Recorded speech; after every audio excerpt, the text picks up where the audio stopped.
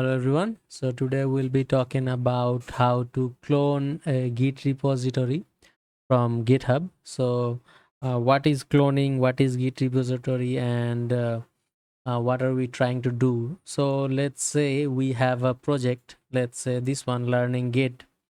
I know it doesn't have anything yet, but let's just assume it has everything. Well, we have a whole project right here and you want to work on that project. How do we get this remote project to our local machine? We must bring it in our local machine to work on this project.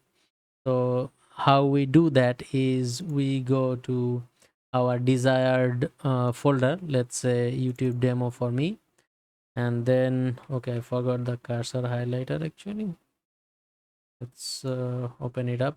I keep forgetting it always. Okay, so go to our desired folder and then go to you can do it with VS Code or do it with Hyper or even the command, I mean CMD, the command prompt like CMD like this. All we need to do is go to this location. We need to go to this location and then copy. Let's do it with VS Code. I think we are not very familiar with Hyper yet or other terminals. Let's do, it's the same terminal basically. When we open VS Code, we get this terminal inside VS Code.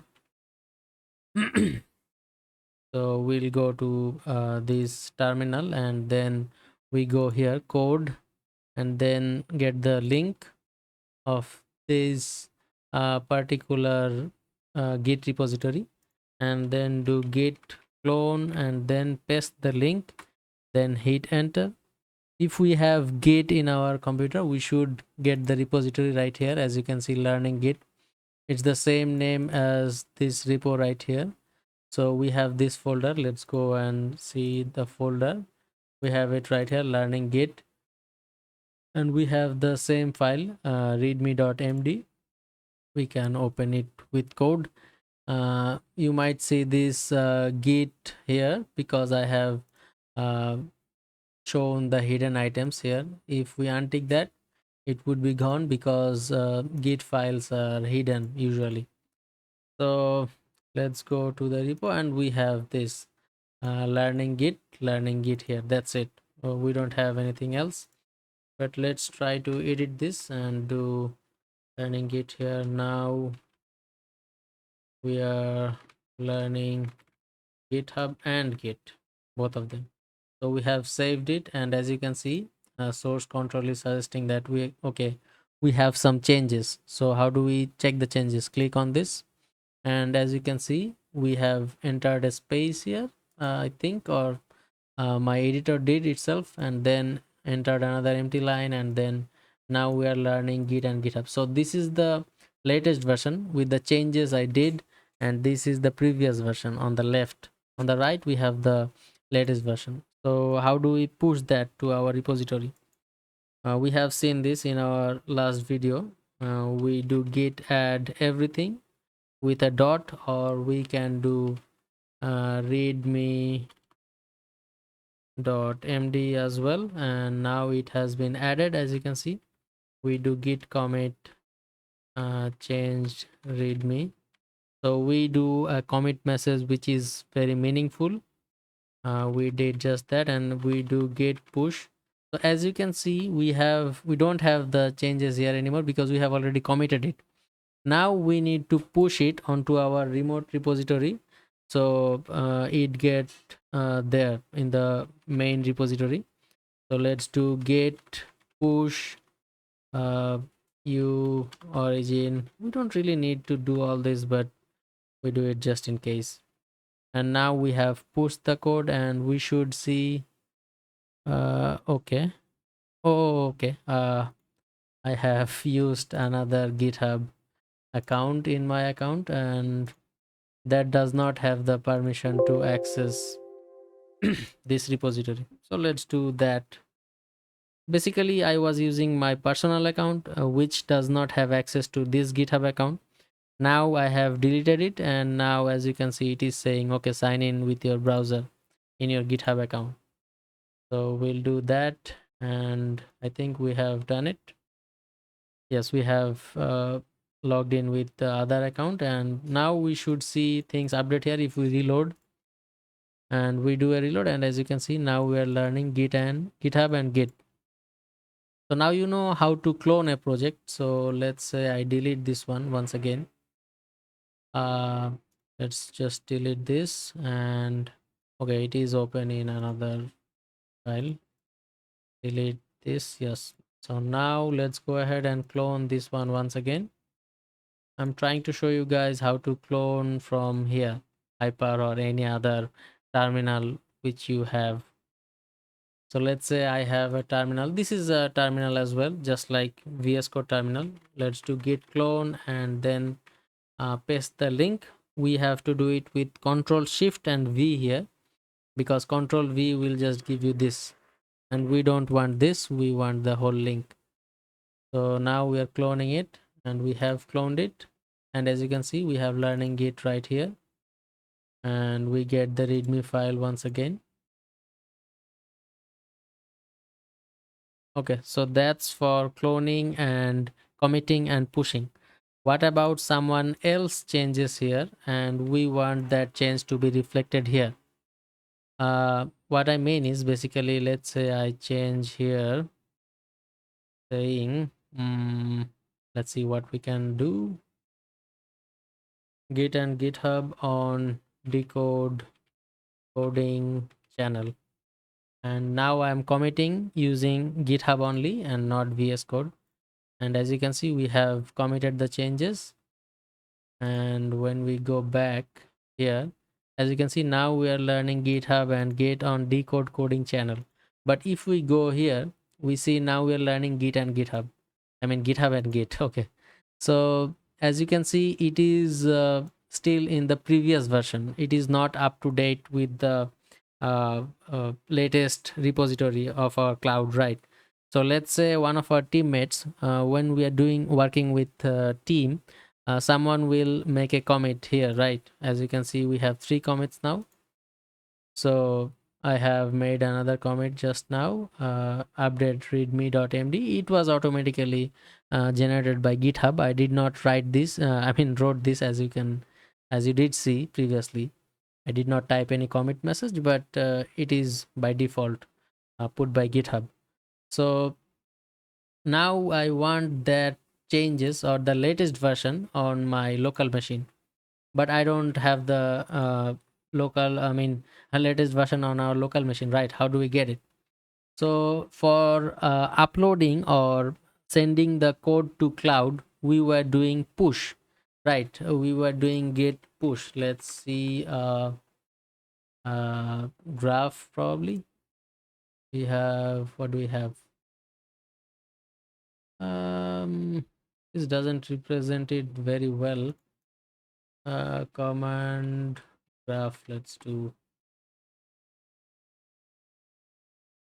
Okay, so this might be a bit more clear. Yes, so as you can see in this image, let's not zoom in too much. Okay, so this is our local workspace, and oh no, this is the local repository, and this is the remote repository. And when we work on this workspace on VS Code, as you can see, it's the VS Code sign. So we do git add and then git commit, and then send it to by pushing, I mean send it to the remote repository by git push, right? We just did that, git add and then git commit and then git push. As you can see, let's ignore git reset and git fetch for now. We might talk about these later. So let's focus on git add. So adding does the staging, like what things you want to change, add those in your list, and then do a git commit. It will be on local repository, and then do a git push and then send it to the remote repository. So as you can see right here, it's saying git pull. So when we are sending code to cloud from local machine, we are doing git push. And then when we're trying to fetch or get the latest version from remote repository, we do git pull, so it's the opposite of git push.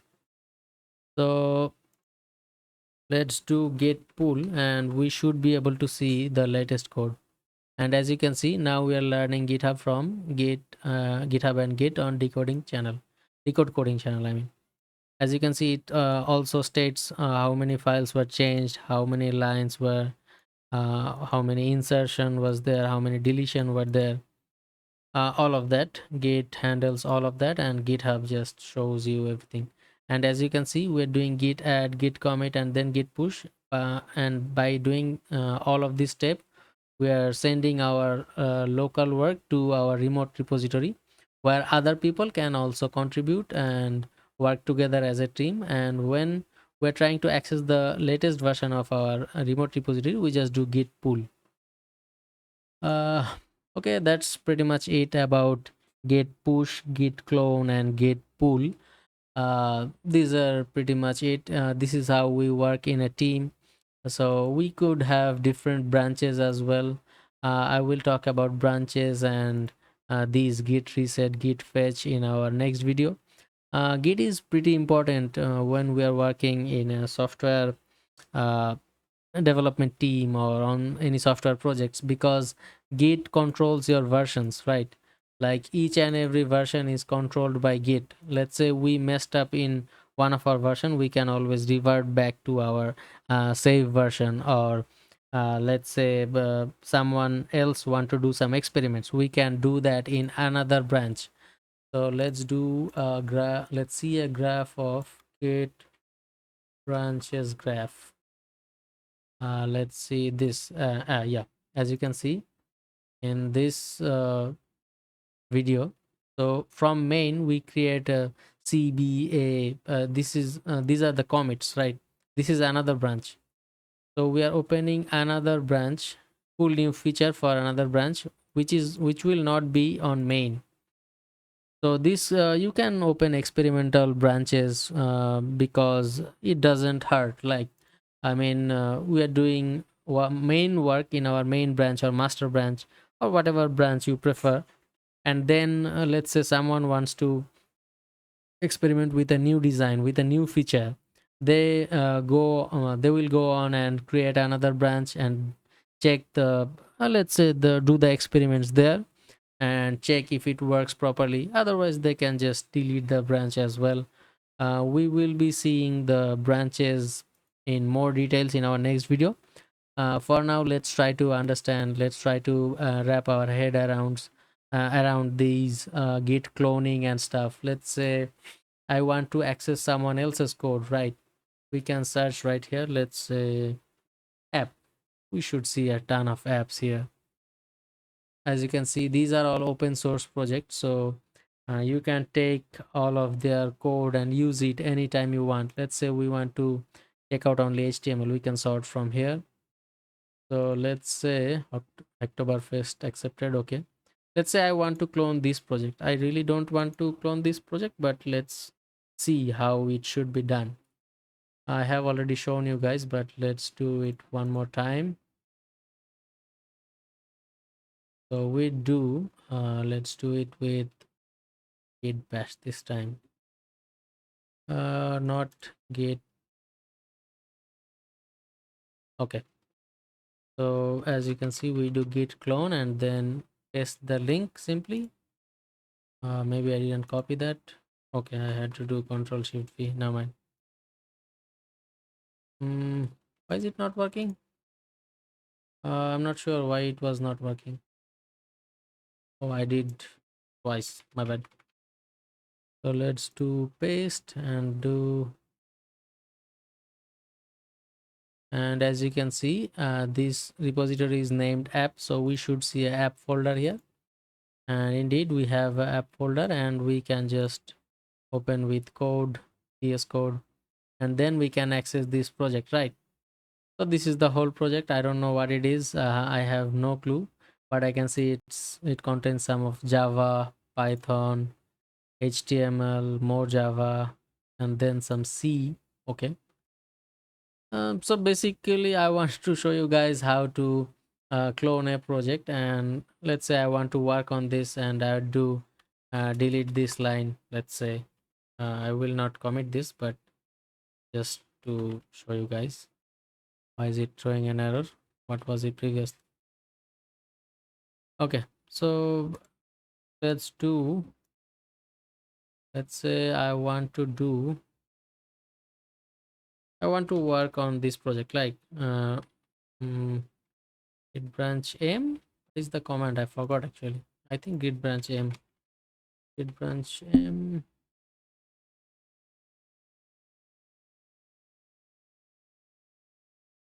or maybe capital M, git branch m test. And as you can see, we are now on test. You can see the branch name right here, test. We are on the test branch, and now we can do whatever we want. We can do all these experiments, we can delete all this code, and now it will show us that there are changes. Do you want to push it to the main repository, like this main repository right here? But we do not want to push this. Neither we can, because this is not our project. But that's it. I just wanted to show you guys how to clone a project. Then we can change our whatever we want to do with this code, right? We can just change it and then use it as our own as well. Yeah, so that's pretty much it. That's how we clone and pull and push to GitHub and using Git. So Git is a software which is a version control, and GitHub is a hosting service. I'm not sure, but they are keeping our repositories, and so we can work with other people. So we have GitHub, GitLab, and Bitbucket as well, I think. Not sure about Bitbucket, because I heard sometimes back that Bitbucket were closing. But we have GitHub and GitLab. So we can host our codes here, and then we can work in a team and be productive. We can do whatever we want with our code. So that's pretty much it about Git cloning, Git pulling, and Git pushing. Thank you very much, and I will see you guys in the next video. Thank you very much.